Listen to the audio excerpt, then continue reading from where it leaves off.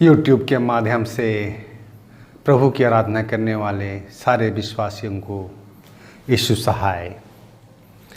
आइए आज की चौथी एडवेंट की गिरजा आराधना को आरंभ करें। इससे पहले हम परमेश्वर को धन्यवाद दें। स्वर्ग पिता परमेश्वर, स्वर्ग तेरी सिंहासन है, पृथ्वी तेरी पाँव की चौकी है, और तू आप अपने चरण में हम मनुष्यों को प्रभु जी शरण दिए हैं, और तू आप ही अपने धर्ममय सामर्थ्य हाथों से हमें संभालते हैं, हमारी देह प्राण आत्मा की रक्षा रखवाली करते हैं, हमें पालते हैं, पोसते हैं, प्रतिदिन की आहार से तृप्त करते हैं, और हर रोज़ एक नई सुबह में नए दिन में ले पहुंचाते हैं। धन्यवाद देते हैं स्वर्गीय पिता परमेश्वर। ऐसी आपकी बड़ी दया और प्रेम हम हर एक के जीवन में हुई कि हम बीते हुए समय में और बीते रात्रि के जीवन में आप ही के धर्म में सामर्थ्य हाथों के द्वारा संभाले जाके सुरक्षित जीवन को प्राप्त करते हुए आज की नई सुंदर भोर को देखने को सके हैं। और इस समय स्वर्गीय पिता हम आपके पवित्र चरणों के पास आते हैं और आपको धन्य कहते हैं पिताजी, क्योंकि आपने हम हर एक के जीवन में यह पवित्र दिन को दिया है कि इस पवित्र दिन में हम आपके सम्मुख में आएं और आपकी स्तुति महिमा करें, आपकी धन्यवाद करें, आपकी वचन की संगति करें और आपकी वचन की आशीष को प्राप्त करें। इसी निमित्त पिताजी आपने हम हर एक के जीवन में यह पवित्र दिन को दिया है। हाँ पिता परमेश्वर, इस समय जब हम YouTube के माध्यम से प्रभु जी आपकी आराधना स्तुति करते हैं, हमारे विश्वासी समूह जहाँ कहीं भी हैं जो प्रभु जी आज इसके द्वारा आराधना कर रहे हैं, तो आप ही उनके मध्य में हो, अपनी उपस्थिति दे और हर एक के मन और हृदय में अपनी पवित्र आत्मा को दे कि सभी कोई आत्मा और सच्चाई से आपकी स्तुति महिमा करने पाएँ।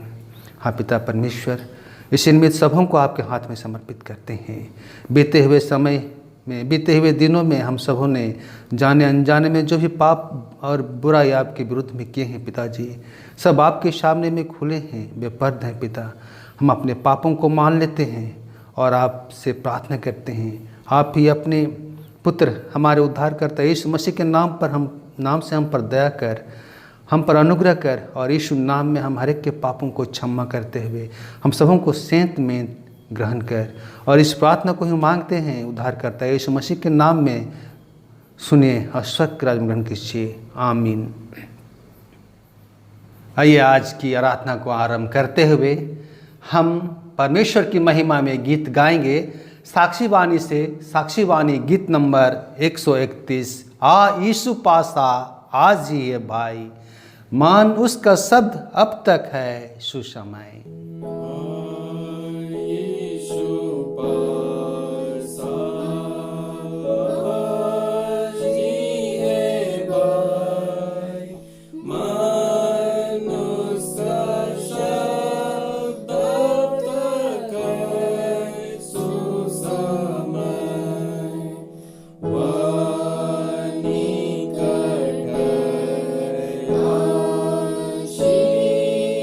Amen.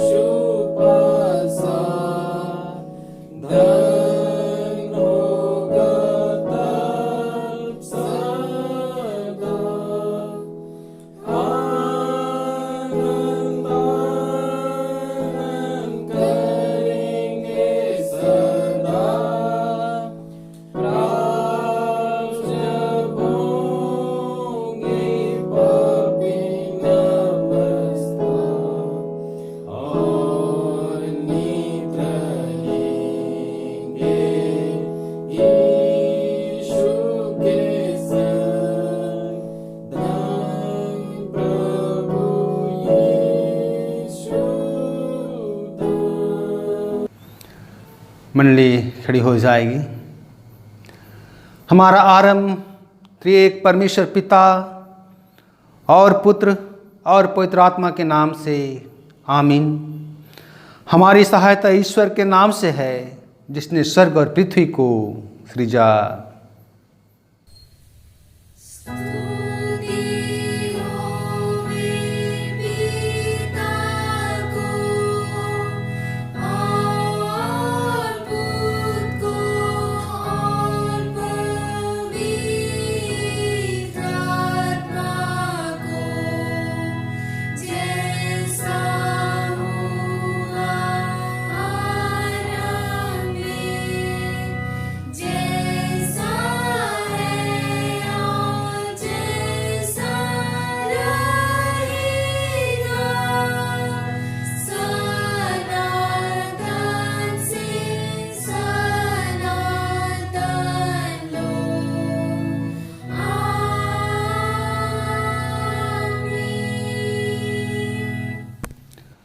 अब हम ईश्वर के सामने अपने पापों को घुटने टेक कर एक साथ मान लेवें।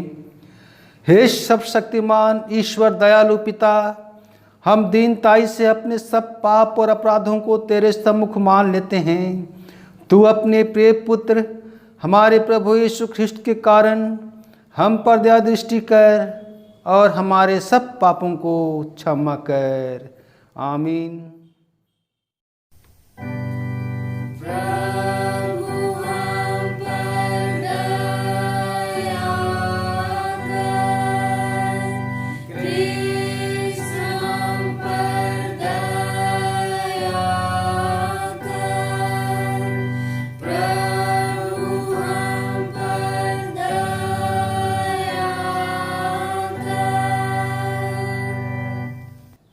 ईश्वर की शांतिदायक भाषा और उसकी सब भविष्यवक्ताएं गवाही देते हैं कि जो कि उस पर विश्वास करेगा उसको उसके नाम के द्वारा पापों की क्षमा मिलेगी। प्रेरित क्रिया 10:43। आमीन।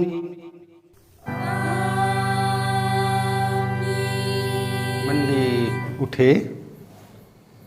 सबसे ऊंचे स्थान में ईश्वर का गुणवाद होवे।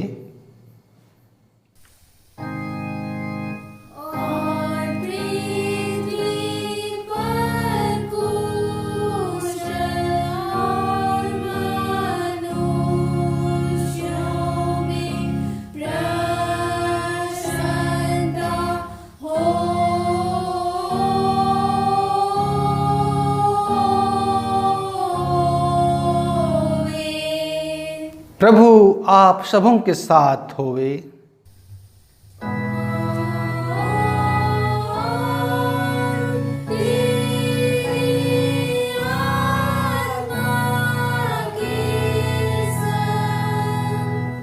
हम प्रार्थना करें। हे ईश्वर स्वर्गवासी पिता, हम सारे मन से तेरा धन्यवाद करते हैं कि तूने हम पापियों की शांति के लिए अपने इकलौते पुत्र को भेज दिया है, जिसे वह सच राजा और सहायक होके अपने लोगों को उनके पापों और शैतान के बंधन से अनंत जीवन के लिए बचावे। हम तेरी विनती करते हैं कि पवित्र आत्मा के द्वारा हमको ऐसा प्रकाशमय कर चला और अगुवाई कर कि हम उससे अपना राजा और मुक्तिदाता पहचान कर ग्रहण करें और केवल उसी पर अपना सारा भरोसा रख के अनंत जीवन पावें। तेरे पुत्र हमारे प्रभु के द्वारा। आमीन।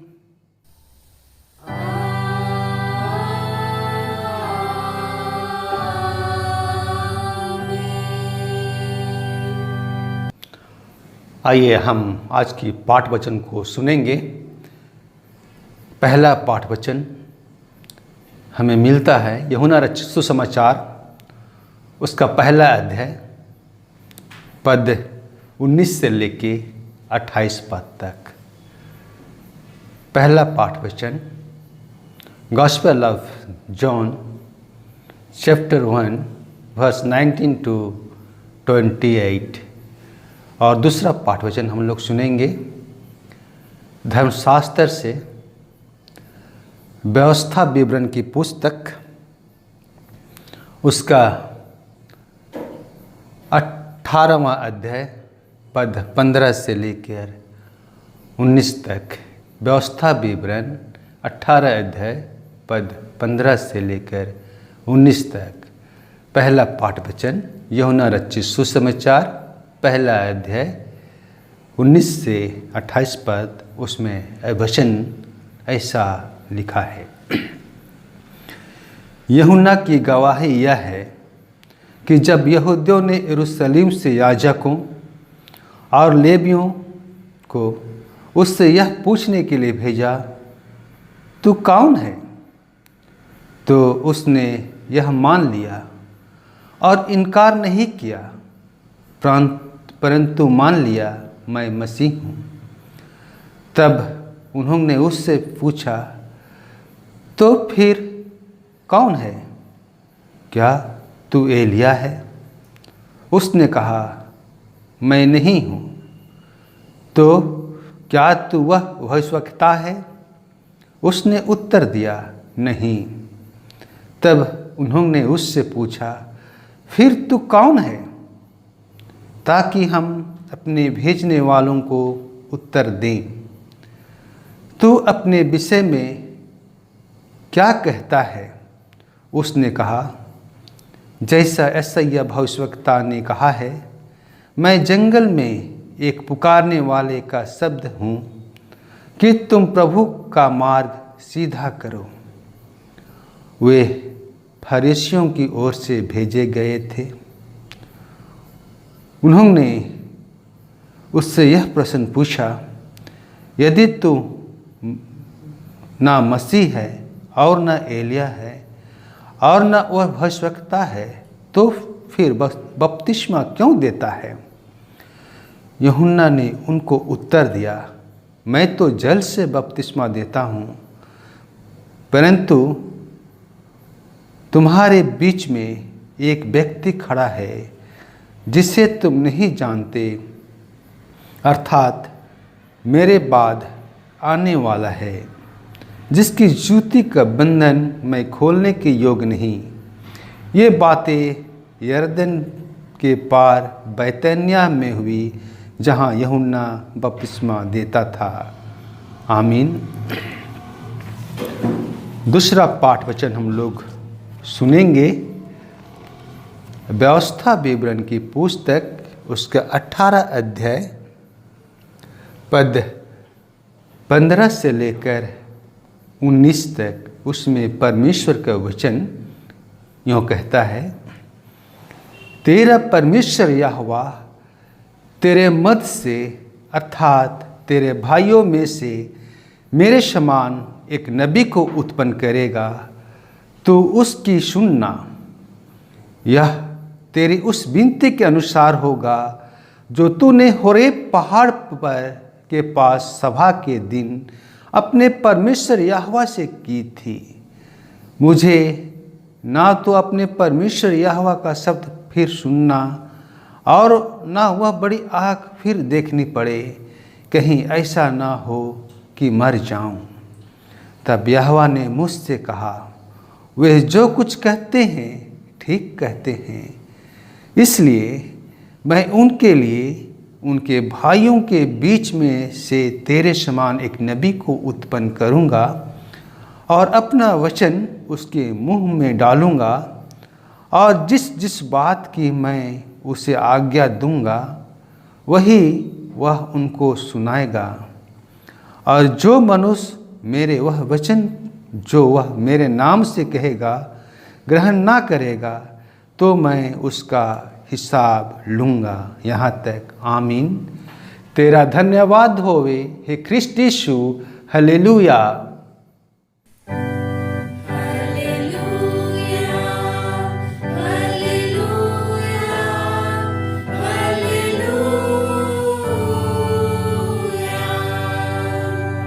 अब हम समस्त ख्रिस्तानी कलीसिया के संग अपना महापवित्र विश्वास मान लेकर एक साथ यूँ कहें, मैं विश्वास करता हूँ परमेश्वर पिता पर, जो स्वर्ग और पृथ्वी का सर्वशक्तिमान सृजनहार है, और उसके इकलौते पुत्र अपने प्रभु यीशु ख्रिस्त पर, जो पवित्र आत्मा से गर्भ में आया, कुंवारी मरियम से उत्पन्न हुआ, परंतु पिलातुस की आज्ञा से दुख उठाया, क्रूस पर चढ़ाया गया, मर गया और गाड़ा गया, पाताल में उतरा, तीसरे दिन मृतकों में से जी उठा, स्वर्ग पर चढ़ गया और परमेश्वर सर्वशक्तिमान पिता के दाहिने हाथ बैठा है, जहाँ से वह जीवितों और मृतों का विचार करने को फिर आवेगा। मैं विश्वास करता हूँ पवित्र आत्मा पर, एक ही पवित्र ख्रिस्तानी कलीसिया, पवित्रों की संगत पर, पापों की क्षमा, देह के जी उठने और अनंत जीवन पर। आमीन।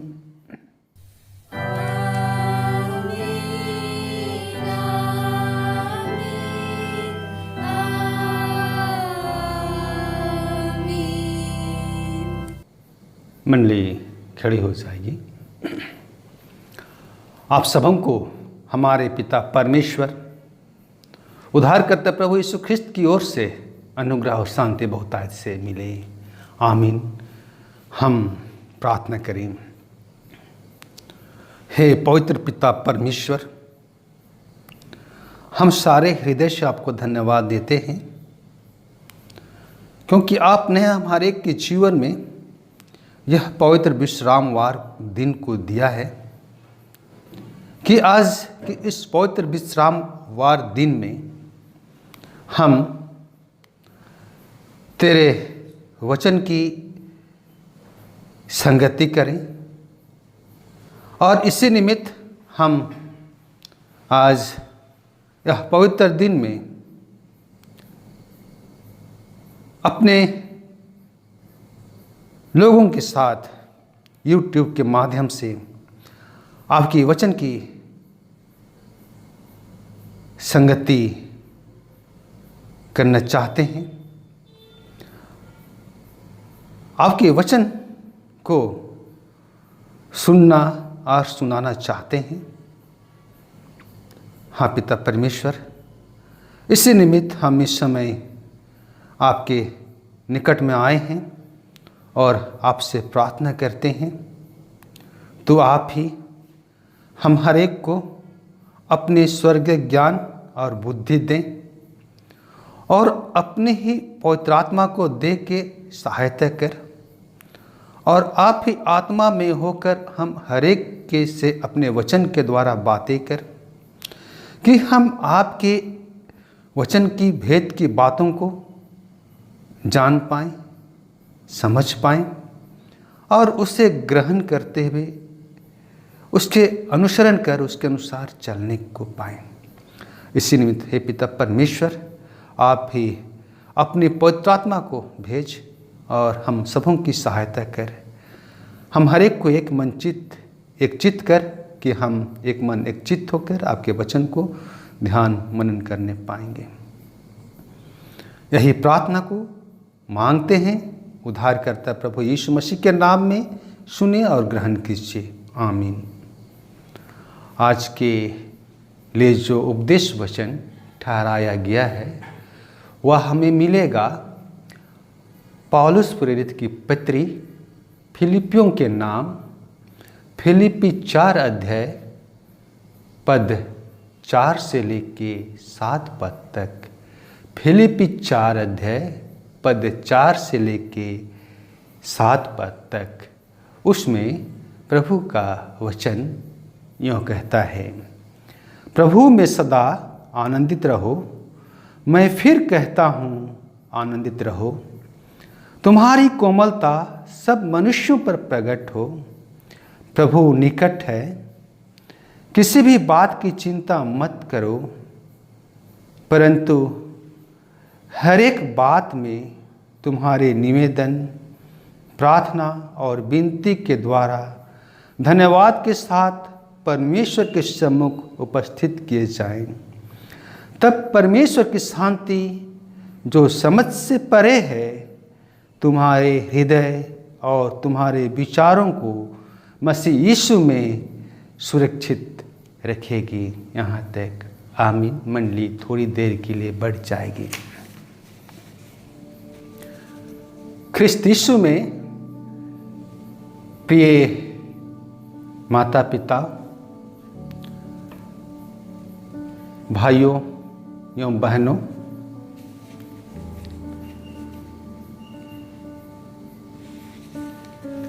आज की उपदेश वचन में जब हम इसे मनन करते हैं, इस वचन में पौलुस प्रेरित हमें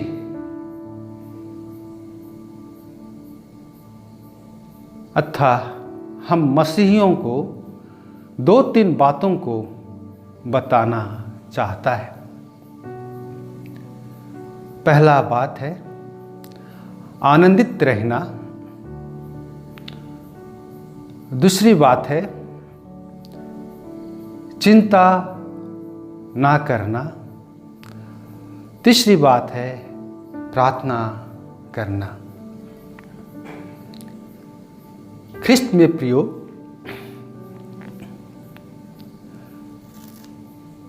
पौलुस प्रेरित अपने इस पत्री वचन के द्वारा हम सभी मसीहियों को आह्वान करता है कि हम प्रभु में सदा आनंदित रहें, या हमें प्रभु में सदा आनंदित रहना चाहिए। हमें कभी भी निराश या उदास नहीं होना चाहिए।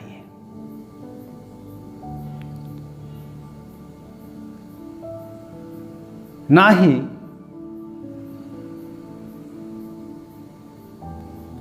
हमें इस संसार के वस्तुओं पर आनंद की तलाश करनी चाहिए, क्योंकि प्रभु यीशु मसीह ही हमारे आनंदित रहने का या आनंद मनाने का एकमात्र स्रोत हैं, जो हमें अपनी पवित्र आत्मा को देते हैं और पवित्र आत्मा का फल हमें आनंद के रूप में प्राप्त होता है। हम इसे पौलुस प्रेरित की पत्री गलाती 5:22 में पद में हम पाएंगे, जो हमारे मन और हृदय में होता है। प्रियो, हम मसीहियों का आनंद होना या आनंदित रहना इस बात को दर्शाता है कि हम प्रभु यीशु मसीह पर भरोसा रखने वाले हैं। हम निरंतर प्रभु की उपस्थिति में रहते हैं, और जब हम प्रभु की उपस्थिति में रहते हैं तब पवित्र आत्मा हम में वास करता है और हमारे जीवन को आनंद से भर देता है। इसके साथ ही साथ हमारे आनंदित रहने का या आनंदित होने के कारण लोग मसीह यीशु को जान पाते हैं, क्योंकि जब हम आनंदित होते हैं या जब हम आनंद से भर जाते हैं तब हमारे जीवन से पवित्र आत्मा का फल जो गलाती 5:22 में लिखा है कि प्रेम, धीरज, कृपा, भलाई हमारे द्वारा दूसरों के जीवन में प्रकट होती है, जिसे परमेश्वर पुत्र प्रभु यीशु मसीह की प्रशंसा होती है, उसकी महिमा होती है और लोग उस प्रभु यीशु मसीह को जानते हैं या प्रभु यीशु मसीह को जान पाते हैं। दूसरी बात पौलुस कहता है कि हमें चिंता नहीं करना चाहिए या हम चिंता ना करें। सच है प्यारो, हम मसीहियों को चिंता करने की आवश्यकता नहीं है, क्योंकि यदि हम चिंता करते हैं तो हम परीक्षा में पढ़ते हैं और यह चिंता जो है सो शैतान का एक हथियार है, जिसका उपयोग वो हमारे जीवन को तहस नहस करने के लिए करता है, जिसका उपयोग वह हमारे जीवन को नष्ट करने के लिए करता है और जिसका उपयोग वह हमें मसीह के प्रेम से, मसीह के आनंद से दूर करने के लिए करता है। वह चिंताओं को हमारे जीवन में लाकर हमें मसीह के विश्वास से भटका देना चाहता है।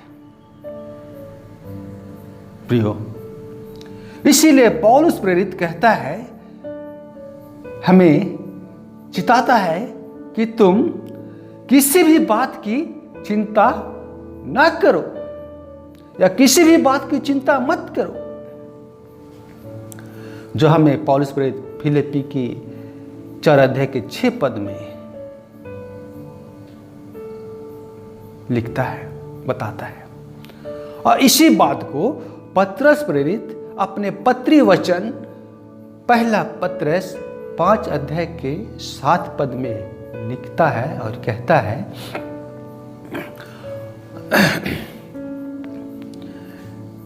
कि अपनी सारी चिंता उसी पर डाल दो, क्योंकि उसको तुम्हारा ध्यान है। सच में प्रियो, हमें चिंता करने की आवश्यकता नहीं है, ना ही हम विश्वासियों को चिंता में पड़े रहना है, परंतु हम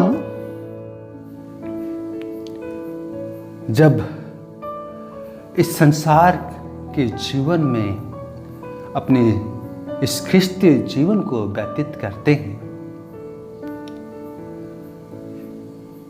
तो हम इससे चिंता से हम मुक्त नहीं होते हैं, क्योंकि शैतान हमेशा विश्वासियों के जीवन में चिंताओं को, समस्याओं को लाता है और हमारी परीक्षा करता है। परंतु प्रियो, ऐसे चिंता और परेशानियों के मध्य में हमें अपनी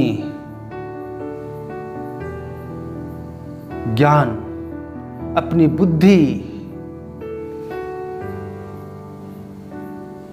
का और अपनी सांसारिक वस्तुओं का उपयोग इस चिंता और परेशानी से निकलने के लिए करने की आवश्यकता नहीं है। यदि हम अपनी बुद्धि और ज्ञान को उपयोग करेंगे इस चिंता और परेशानियों से निकलने के लिए, तो हम और भी परीक्षा में पड़ते जाएंगे। इसीलिए परमेश्वर का वचन कहता है, तू अपनी समझ का सहारा ना लेना, परंतु संपूर्ण मन से यहोवा पर भरोसा रखना, क्योंकि वही स्वर्गीय पिता परमेश्वर है जो हमारे जीवन के लिए चिंता करने वाला परमेश्वर है, हमारा ख्याल रखने वाला परमेश्वर है, हमारी देखभाल करने वाला परमेश्वर है। दाऊद अपने जीवन में इस बात को अनुभव किया है और वह अपनी पुस्तक भजन संहिता 68 के 19 पद में लिखता है, धन्य है प्रभु जो प्रतिदिन हमारा बोझ उठाता है, वही हमारा उद्धार करता परमेश्वर है। सच में परमेश्वर हमें छुड़ाने वाला परमेश्वर है। परमेश्वर हमें चिंताओं से, हमें परीक्षाओं से, हमारी समस्याओं से, हमारे रोगों से उद्धार करने वाला परमेश्वर है। और इसी बात को हमारे उद्धार करते प्रभु यीशु मसीह मत्ती रचित सुसमाचार के 6 अध्याय के 25 पद से लेकर 34 पद तक में बताते हैं कि परमेश्वर पिता जो हमारा सृष्टि करता है, वह हमारे लिए किस तरह से चिंता करता है। सच में प्रियो, परमेश्वर जो हमारा सृष्टि करता है, वह ना सिर्फ हमारे देह के लिए चिंता करता है, वरन हमारे आत्मिक जीवन के लिए भी चिंता करता है। इसीलिए वचन में यीशु मसीह कहते हैं मत्ती 6:27 में कि हम चिंता करके अपने जीवन में या अपने आयु की एक घड़ी भी बढ़ा नहीं सकते हैं। इसीलिए प्रियो, हमें इस संसार में चिंता नहीं करने का है, वरन हर बातों को हमें परमेश्वर पर सौंपना है। और इसीलिए पौलुस प्रेरित अंतिम में हमें यह उपाय बताता है, प्रार्थना करना। वह अपने वचन में लिखता है कि हर एक बात में तुम्हारे निवेदन, प्रार्थना और विनती के द्वारा धन्यवाद के साथ परमेश्वर के सम्मुख में उपस्थित किए जाएं। और प्रभु यीशु मसीह इसी बात को मत्ती 7:7 में कहता है, मांगो तो तुम्हें मिलेगा। प्रभु यीशु मसीह हमें मांगने कहता है, उनसे प्रार्थना करने को कहता है। और यूहन्ना रचित सुसमाचार के 16 अध्याय के 24 पद में यीशु मसीह कहते हैं, आज तक तुमने मेरे नाम से कुछ नहीं मांगा, मांगो ताकि तुम्हारा आनंद पूरा हो जाए। सच में यीशु मसीह हम हरेक के जीवन की चिंताओं को, समस्याओं को दूर करके हमारे जीवन में आनंद को भर देना चाहता है। इसीलिए प्रियो, हमें हर बातों में, चाहे हमारे जीवन में रोग हो, हमारे जीवन में चिंता हो, परेशानियां हो, हमारे जीवन में कमी हो, घटी हो, हम हर एक बातों को प्रार्थना के द्वारा, निवेदन और प्रार्थना और विनती के द्वारा परमेश्वर के सम्मुख में यीशु मसीह के नाम के द्वारा से हम लाएं, उससे प्रार्थना करें। तब यीशु मसीह हमारी प्रार्थनाओं को सुनने वाला है और हमारी प्रार्थनाओं को उत्तर देने वाला है परमेश्वर है। तब वह हमारे हृदय में अपनी शांति को भर देता है, हमारे मन में अपनी शांति को भर देता है, जिससे हम हमारे जीवन से हम चिंताओं के मध्य में भी हम यीशु मसीह के द्वारा असीम शांति को हम प्राप्त करते हैं। क्योंकि प्रभु यीशु मसीह है जो शांति का दाता है। प्रभु यीशु मसीह है जो केवल शांति का स्रोत है। इसीलिए प्रियो, हम सर्वदा परमेश्वर पर भरोसा रखें और आनंदित रहें, चिंता ना करें, वरन हम हर एक बातों में परमेश्वर से प्रार्थना निवेदन करें, प्रार्थना करें, विनती करें और परमेश्वर की आशीष को प्राप्त करें। परमेश्वर इसी वचन के द्वारा हम हर एक को अधिकार से आशीष दे। आमीन। आइए हम प्रार्थना करेंगे। स्वर्गीय पिता परमेश्वर, हम सारे हृदय से आपको धन्यवाद देते हैं, क्योंकि आप हमारा चिंता करने वाला परमेश्वर हैं। हमारे बोझ को उठाने वाला पिता परमेश्वर हैं। इसी निमित्त आपने अपने वचन में कहा, अपना बोझ यहोवा पर डाल दे। हाँ पिता परमेश्वर, धन्यवाद देते हैं, क्योंकि आप अपने वचन के द्वारा हमें सिखाते हैं कि हम इस संसार के में रहते के जीवन में जब हम रहते हैं, हम सांसारिक बातों में आनंद को ना खोजें। चिंताओं की घड़ी में हम अपनी बुद्धि और ज्ञान की और अपनी समझ की सहारा ना लें, वरन आप ही पे विश्वास करें, भरोसा रखें और आपसे प्रार्थना करें। और तो आप हमारी प्रार्थना को सुनकर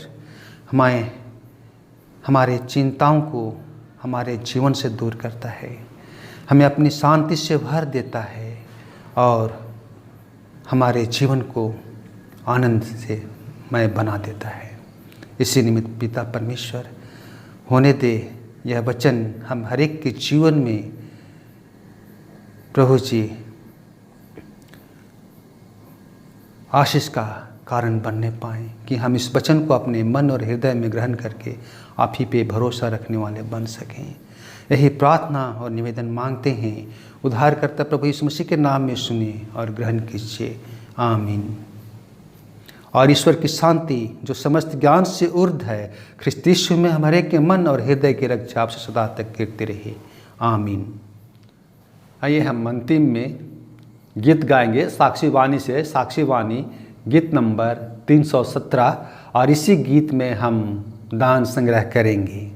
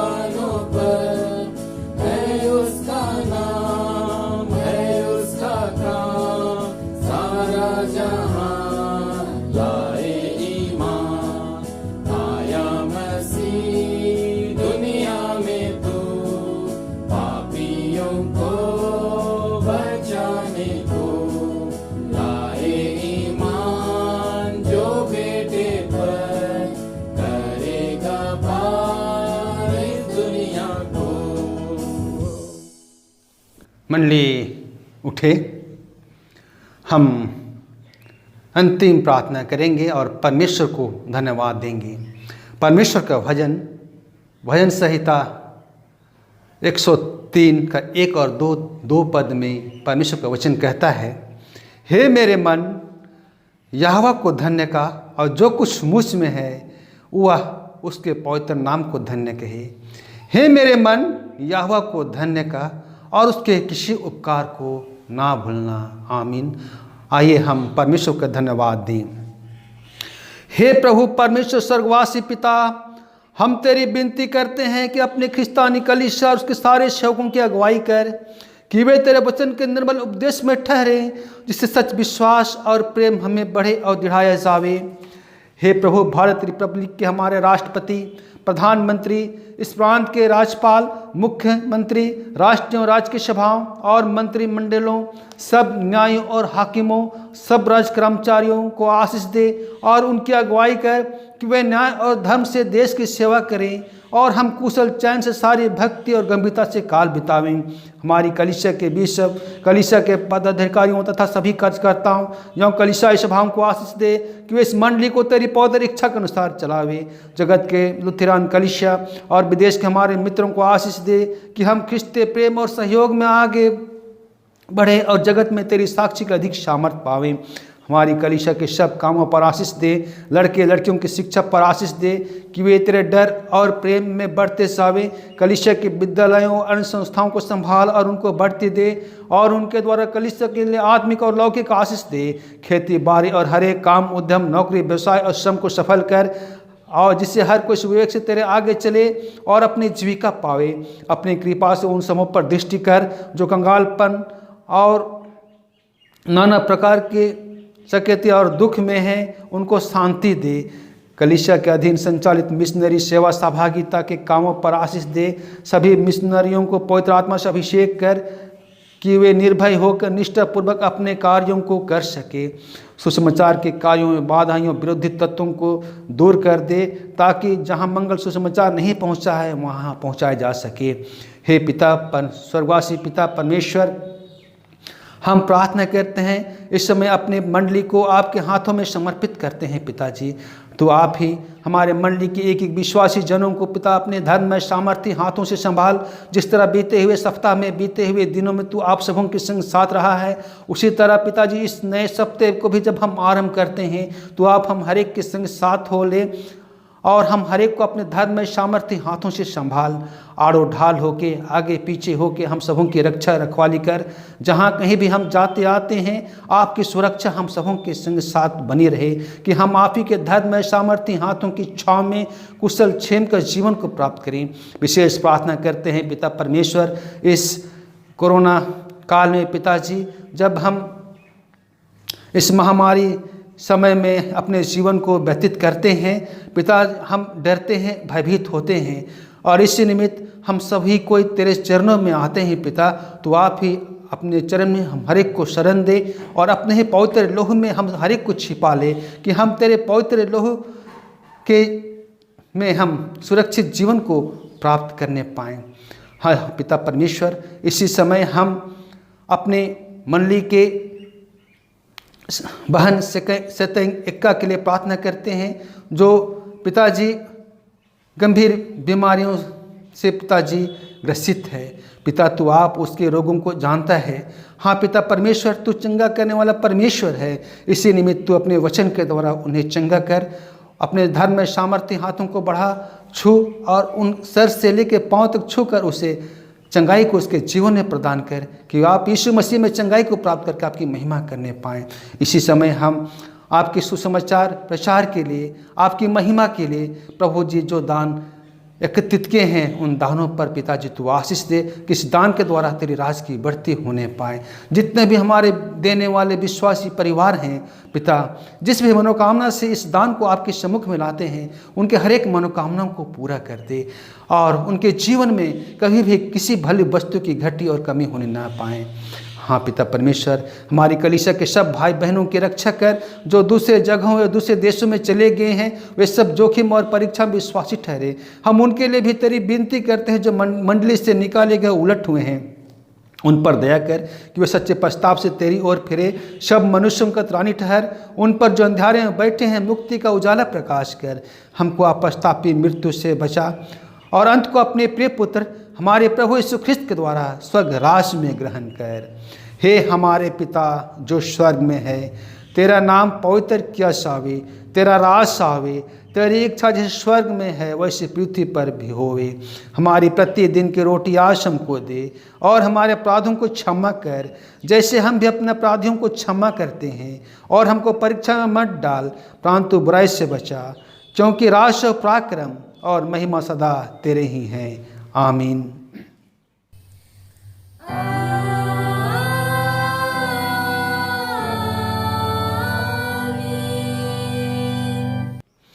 अब विश्वासी और दीन मन से त्रिएक ईश्वर का आशीर्वाद ग्रहण करें।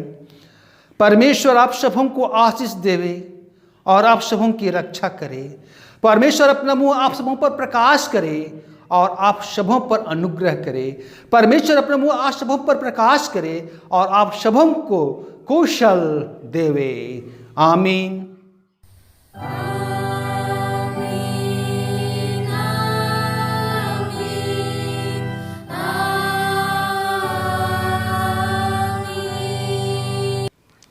यीशु सहाय।